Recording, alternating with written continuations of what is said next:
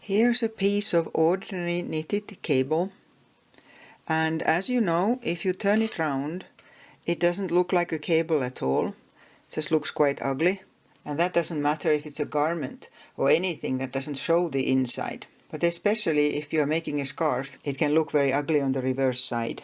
So instead of having that, you can do the cable so that it's reversible.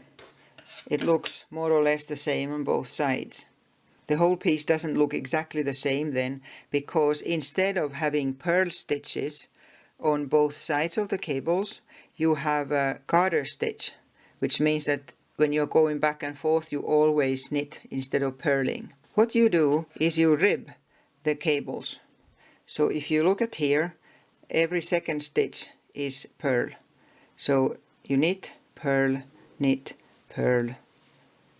and so on. And this is what makes it so that it looks the same on both sides. You can use this technique for any kind of cables.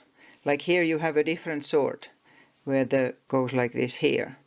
And when you turn this round, you see that it's basically the same, but now it goes downwards. The other one goes upwards. But if this was a scarf, it looks equally tidy on both sides. So the only difference is that instead of purling next to the cables, in between the cables, you use garter stitch. And instead of having the cables, just knitted stitches, you have them ribbed. So I'll knit a couple of rows on this.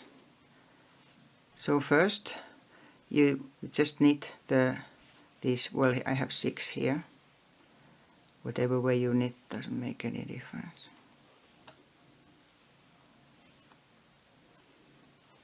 There. And then I'm at this, here I need to do this crisscross again, which means that I lift 4 stitches.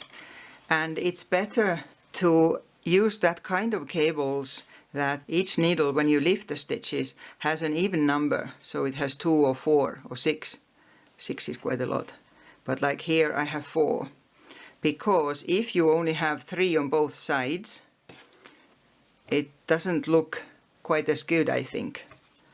This has been done so that there are 3 stitches on each side when you crisscross them. So the cable is 6 stitches wide. And it doesn't look as good as this here one.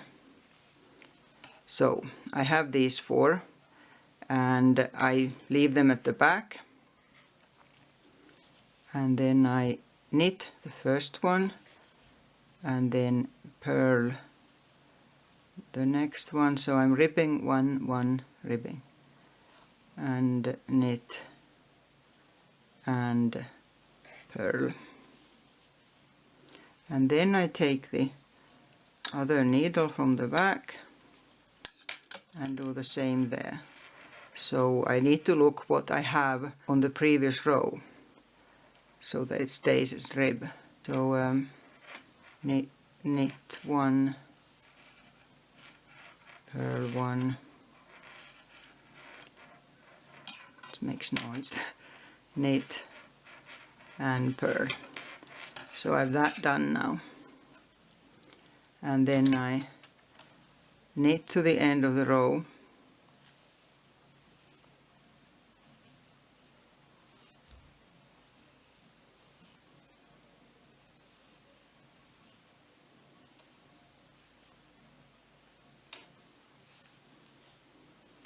There.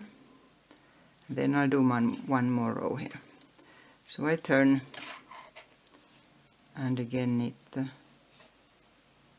6 in the beginning that I have on this piece.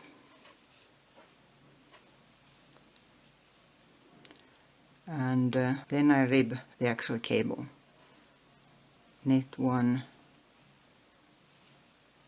purl 1, knit 1,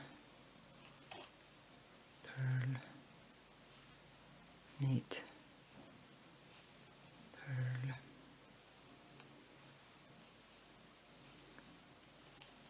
there. I use stitch markers just that I know exactly where the cable starts and ends. And then you knit to the end of the row. And this is all there is to it. So any cable, you can just adapt it. The only thing you have to remember is that because it's ribbed, it's slightly narrow, it sort of draws in. So you may need to add some stitches to somewhere in your knitting, otherwise it will be too narrow. But basically, especially for scarves, this is very handy. And especially I like this here one.